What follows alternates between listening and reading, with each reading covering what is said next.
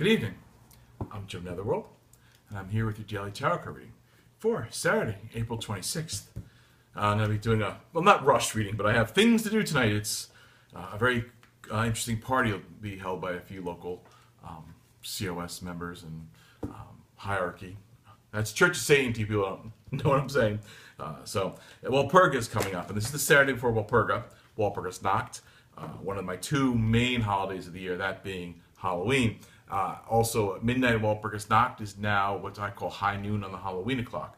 After midnight on April 30th, we are now officially closer to than farther away from Halloween. It's the downward, we've gone up the hill, we're coming down. We're going to come spinning towards, and it's a very magical time of the year because this is it's spring becoming summer, the growing season, all the natural elements are taking place, and we're all heading towards that great big autumn harvest heading up towards us. So I'm going to do my Saturday night read. Very excited to be here with you, and I'm going out and having some lovely cocktails and drink a bottle of Strega perhaps. Look that up. That's my favorite liquor. If you want to send me a bottle of liquor, that's the witch's liquor. It's made in Benevento, Italy. It's my family, well, half my family is from that area of Italy, and it's the witch's liquor. It's a witch on the bottle. It's called Strega. It means witch in Italian. And a little brief, as I try and shuffle these cards, because Lord, I'm just picking up klutz tonight. Benevento in Italy, which means good journey, used to be called Malevento. Malvento.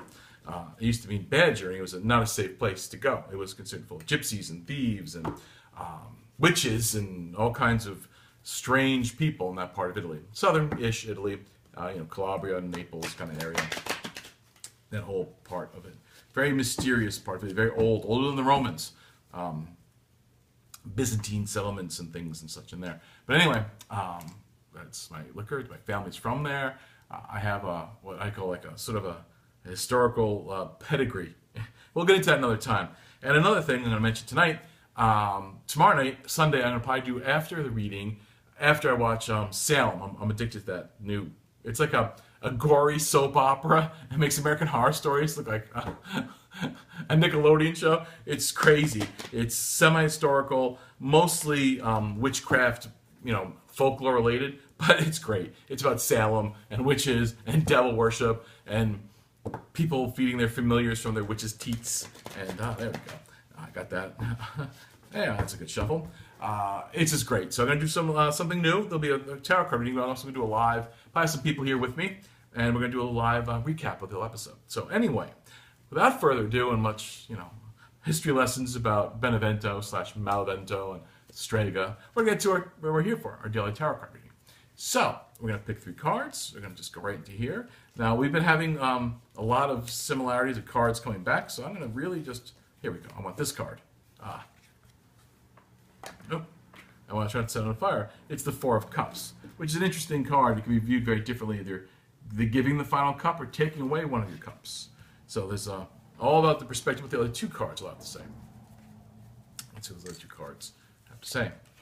We have the Ace of Swords, singular, cutting, removing. I can see we're going right now for a find out what the one thing you can either do without or the one thing you need. That's the power of the singularity of the Ace of Swords. It's cutting through the indecision. And I see what we have going on right here is indecision, inability to make decisions, and sometimes the inability to make some cuts in order to move forward. And this one is, you see it before I do, it's, what do we got here? The Ace of Pentacles. Oh, so he's come back. We got 2 aces here. So, Ace of Pentacles, money card, the primacy of money, the singularity of having one thing on your mind, money-wise, and the Ace of Swords. So I'm getting from this vibe right here would be that you need to really sit down and start cutting some things out in order to get what you need. In other words, something has to go away. You're not making decisions. So this final cup, this final piece you need to acquire the complete set to get your foundation, you're not making choices you have to make. And there's been a lot about making decisions and balance and decisions and balance. It's a very interesting week here about really, I say a lot, forgive me. I'm not going to mention it again. But what this is showing me, and this has been going on in my life too, having to make the hard decisions. in order to get everything really situated, grounded, and ready to go, there's going to be some hard decision making that has to be done here. And it's good. It's showing you have to do it. It's going to be about making some real financial and personal goals happen. This is really not relationship based. This is lifestyle and life based. So make those hard decisions. You know what they are. It's about really looking at the whole picture and going, what is wrong with this whole formula? And it becomes very patently obvious. What's the one wrong thing? Or what is the thing I need to add to this to finalize it? If something's got to go or something's got to come in. And you know that there's a decision that you're not making. It's sitting right in front of you today and you're just not wanting to make it. It's Saturday, weekends are not really weekends anymore. We live in a 7-day week world. So I don't say, we're not too much about sitting down Saturday with some free time figuring out what we're doing. But what I see here is that you need some quiet time and you need to cut. This is not a balancing situation. It's not about, I can keep a little of that and a little of this. It won't be so bad. No. It's take out your sword and split the two situations. There's a little bit of, what I see here, it's not romance, but there's a sentimentality that's keeping you from making decisions. This usually refers back to employees that you're friends, situations like partnerships you entered into you don't want to be in anymore, both business and personal, things you said you wanted to do but can't do, putting up with situations, tolerating people, and it's not working. It's time to cut it. You've had a lot of discussions about this, and you've probably talked to these people over and over again, and you thought you came to an agreement, and the next day, flip the switch and wake up, turn the lights on in the morning, and you're right back to it. It's because it has to go. Or if you need to bring something into the picture and you need it, and it's what needs to be done, either that be, you have to bring in a partner, you have to bring someone to help you, you have to bring another person into your household. Maybe it's about acquiring a roommate or a fourth person or someone to finalize your package, to give you the 4 sides. You can't have a square without a fourth side. You need a box, you need strength. You have an open-ended situation here. There's a lot of things going on where I think this would make sense. That if it's not working, don't put it off and hope it gets better. It's sort of like putting off, I got gangrene in my hand. Well, cut the hand off. It's got to go before it kills you.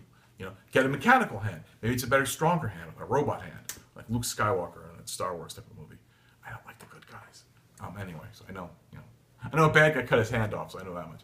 Anyway, the point being, if you got to get rid of something, replace it with something better, but you have to make these really clear-cut decisions and really look at this situation. It's obvious. This is not an esoteric situation. It's not about delving into your past lives or regressions or anything like that. It's about the here and now, about what it's going to take to finalize the balance. If you do it, it's a great day.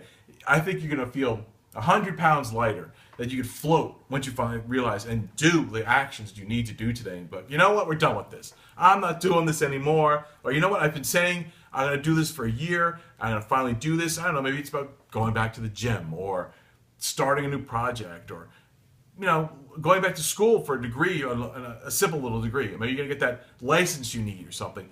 But set it into place. Knock it out of the ballpark today. Do not linger or do not compromise. Compromise lets you down to a situation where you're incomplete. You've got too much, and that was yesterday. We got 7 of swords, you got 10 of swords, sorry. Stabbing in the back, too many things out of balance. Today, all these last couple of days are going to lead up to today. You're going to make that decision. The one thing that is wrong or the one thing that's missing is clear as crystal today. And I want you, and I'll end on that note. We've had enough discussion now. Make that decision today and make it stick. On that note, I'm going to try and make this thing end with one button. Maybe it won't, maybe it will. I'll see you tomorrow around midnight. I'm going to have a little party tonight, and tomorrow we're going to watch Salem on the whatever crazy channel it is. Look it up, you'll find it. That's what computers are for.